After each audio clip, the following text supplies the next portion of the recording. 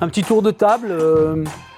Frustré quand même, parce que ce soir, un but partout, avec ce fameux but marqué sur un terrain adverse qui compte beaucoup moins, qui compte plus, en cas d'égalité. Votre analyse et votre sentiment surtout, Loris? On peut voir le résultat de manière, le fameux verre à moitié vide ou à moitié plein.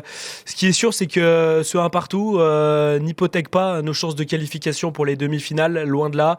Ce n'est pas un mauvais résultat à l'extérieur avant une manche retour au Groupama Stadium, mais face à la physionomie du match, l'OL a été en supériorité numérique pendant une mi-temps, face au nombre d'occasions et face au but encaissé surtout. On peut avoir des regrets, on peut nourrir des regrets et avoir un petit sentiment de déception, de frustration même, parce qu'on n'aurait jamais dû encaisser ce but et on aurait certainement dû aussi trouver la solution à plusieurs reprises, mais une seule fois déjà aurait dû suffire. Arnaud, c'est un résultat décevant. Loris a raison, un but partout, match retour au Groupama Stadium qui sera plein comme on est un 9 la semaine prochaine, avant Pâques, c'est normal. Hein. Et plus sérieusement, le tour de table, vous partagez? Tout à fait. Vous n'êtes pas plus déçu, plus frustré? Non, parce que tout a été dit. C'est vrai qu'il y a la lecture, elle est celle-ci. Elle est du fait de la physionomie du match. Elle est du fait de ce but qui ne doit jamais exister. Elle vient du fait que je trouve qu'on a été trop timide en seconde mi-temps aussi, où on n'a pas mis de folie, on n'a pas poussé ces Hammers dans leur dernier retranchement. On s'est fait beaucoup de passes, c'est vrai, on a eu la possession, mais on n'a pas été incisif comme on l'a été sur l'égalisation, donc c'est ça qui laisse des regrets. On avait envie de les pousser un peu plus. Donc oui, on est toujours en vie, oui, tout est encore possible, mais on aurait pu et dû être encore plus tranquille après ce match. Gaël, dans un instant, mais Tanguy Ndombele nous fait la gentillesse et la vitesse, la rapidité pour venir au micro de Timothée. Timothée, si vous nous entendez, on va pouvoir écouter Tanguy. Oui, Tanguy, alors c'est bizarre parce qu'on a l'impression que c'est un bon résultat si on regarde juste l'affiche, mais quand on voit le contenu du match, on se demande s'il n'y avait pas moyen de chercher mieux. Qu'est-ce que tu en penses? Je pense qu'il y a moyen d'aller chercher mieux. Après, comme j'ai dit, à 10 contre 11, on prend un but. On arrive à égaliser, donc on va se contenter du match nul aujourd'hui. Ça reste pas un mauvais résultat, c'est un but à l'extérieur. Qu'est-ce que vous avez appris de cette équipe pour le match retour à Lyon? Non, on connaissait leurs forces, leurs faiblesses. Voilà, on savait qu'ils allaient beaucoup jouer sur Antonio, ce qu'ils ont fait aujourd'hui. Ils ont réussi à nous mettre un but contre le cours du jeu. Et voilà, comme j'ai dit, on va se contenter du match nul aujourd'hui et on se prépare pour le prochain match à Strasbourg. Ça t'a plu de retrouver l'intensité anglaise, l'intensité des gros matchs? On t'a vu à l'aise avec un but en plus, ça aussi ça doit faire plaisir individuellement. T'es content de ta prestation? Ouais, c'est sûr que ça fait toujours plaisir de marquer. Après, honnêtement, voilà, j'aurais préféré qu'on ait la victoire aujourd'hui. Mais voilà, ce but-là, je le prends. Je pense qu'il peut faire du bien à l'équipe et nous préparer pour le match retour. Merci beaucoup Tanguy, bonne soirée. Merci Timothée, merci à Tanguy, buteur. On va reparler de cette 51e minute. 51e minute à 11 contre 10. Un but vraiment bête entre Castello, Lukeba, Jérôme Boateng, 4 défenseurs et finalement c'est Bowen qui marque. On revient sur le tour de table. Vous partagez, vous pouvez reprendre les mêmes vocabulaires. Oui, je pense que tout le monde aura la même analyse là-dessus. Si on nous avait dit avant le match que l'OL ferait un match nul, je pense qu'on aurait à peu près tous signé. Mais une fois qu'on voit la physionomie du match, le fait que West Ham soit en infériorité numérique pendant plus de la moitié de la rencontre, forcément, c'est un petit peu frustrant, un petit peu décevant même. Mais c'est aussi un petit peu à l'image de la saison de l'OL où globalement, sur la grande majorité des matchs, on se dit toujours à la fin, on aurait pu faire mieux. Ouais. Alors on rappelle à Tanguy, non mais c'est vrai que quand on sort comme ça, un but partout, il faudra marquer. Hein, il n'y a pas de 0-0 possible pour se qualifier au match retour. 0-0, ce sera prolongation. Voilà, exactement. Pas éliminatoire, mais c'est plus qualificatif comme avant. Mais Oussem Aouar est en train de s'installer au micro de Timothée Piron. Timothée, dès qu'Oussem est prêt, je le vois, voilà, ça bloque un peu. Si techniquement c'est bon, on vous écoute avec plaisir. Oui, Oussem, alors donne-nous un petit peu ton analyse sur ce match, comment tu l'as vécu, comment tu l'analyses?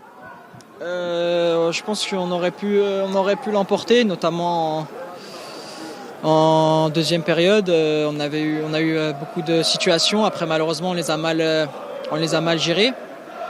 Après, voilà, Ce qui est dommage, c'est la façon d'encaisser ce but, surtout à 10 contre 11. Faut aussi noter la bonne réponse de l'équipe en égalisant assez rapidement. Donc voilà, c'est assez mitigé. On est content de ce qu'on a mis comme intensité en tout cas, mais comme je l'ai dit, on a une deuxième manche, à nous de gagner ce match. Voilà, il nous faudra juste une victoire pour pouvoir l'emporter et filer en demi-finale parce que c'est notre objectif. Qu'est-ce qui a manqué selon toi offensivement? On a vu que vous aviez beaucoup de situations, mais dans les 30 derniers mètres, vous n'avez pas réussi finalement à faire la différence, en tout cas qu'une seule fois. Ouais, le fait est qu'ils sont à 10, ils étaient énormément regroupés, pratiquement dans leur surface, donc forcément il y a beaucoup moins d'espace. Je pense que la solution était de jouer sur les côtés et de mettre de la présence devant le but, surtout quand une équipe est regroupée comme ça. Donc c'est très compliqué de trouver les espaces. Voilà, on a su le faire une seule fois, mais en tout cas on avait à cœur de remporter ce match. On n'a pas pu, à nous de faire le nécessaire au deuxième match pour pouvoir ramener l'Olympique Lyonnais en demi-finale. Justement, les demi-finales, tu les as déjà vécues, tu dois avoir envie d'y retourner. En plus là, Strasbourg et le match retour, vous allez jouer quasiment la saison en moins d'une semaine, ça va être existant, mais il y a aussi beaucoup de pression, j'imagine. Ouais, bien sûr. De toute façon, quand on est à l'Olympique Lyonnais, il y a toujours de la pression, parce que voilà, on se doit de mettre le club là où il doit être. Malheureusement, le championnat, c'est pas le cas. On va aborder ce match de Strasbourg avec beaucoup de détermination. On sait qu'on joue gros, et puis comme je l'ai dit, à nous maintenant, avec tous les matchs qui restent, d'emmener tout le monde et de revenir là où on doit être, et surtout aussi aller en demi-finale. Merci Oussem, bonne soirée.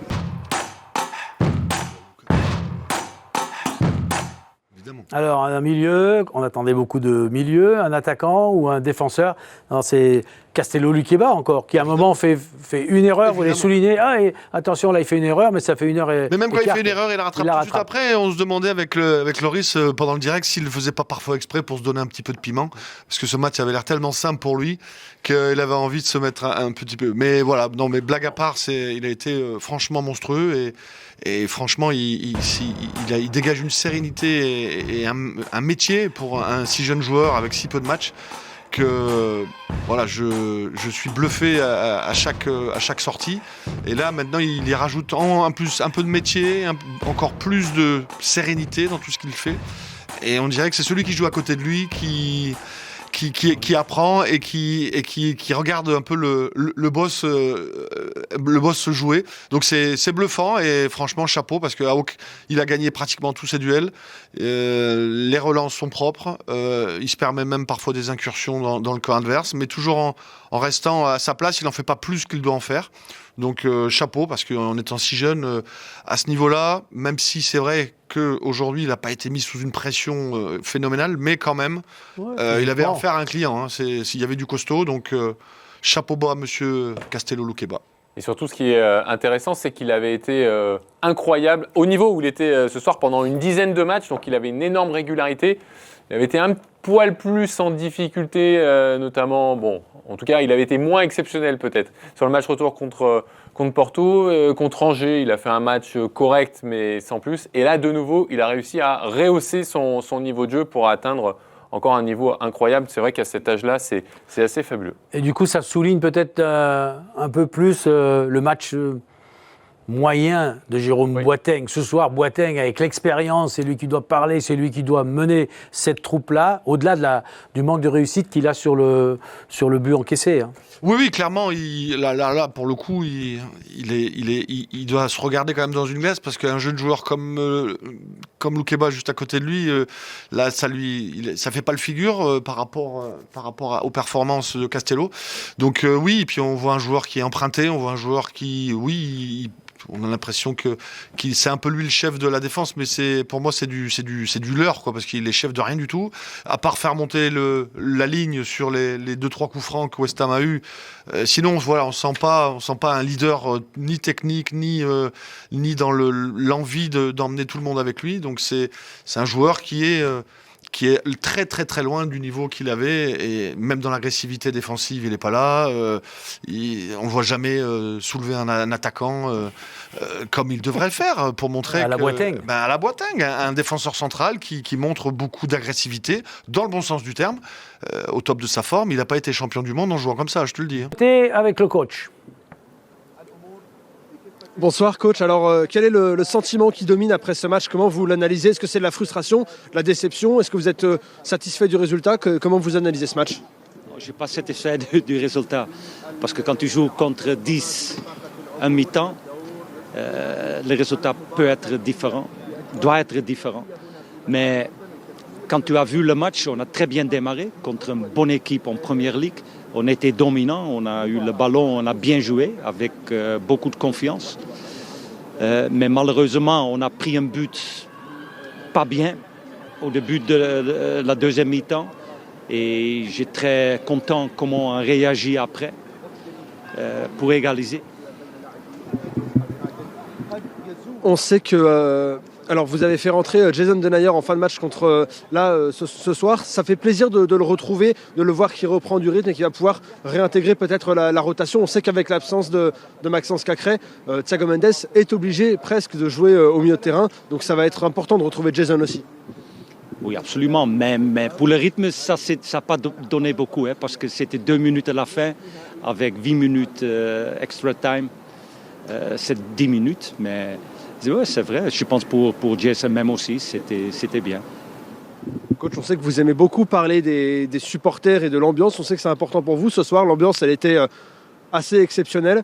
On imagine que pour le match retour, vous allez avoir envie d'avoir, comme contre Porto, un stade qui va vous pousser. Ça peut faire la différence? Oui, ça fait la différence parce que je suis sûr, sans leurs supporters, ils ne sont pas faire un match nul ce soir ici. C'était une ambiance extraordinaire, mais moi j'ai l'expérience dans notre stade aussi. Quand j'étais l'entraîneur de l'Ajax, c'était extraordinaire de jouer à Lyon. Et là, contre Porto par exemple, mais aussi des autres matchs, c'était une atmosphère pareille qu'ici. Et ça va nous aider aussi la semaine prochaine parce qu'on a besoin de ça contre une très très bonne équipe. Merci coach, bonne soirée.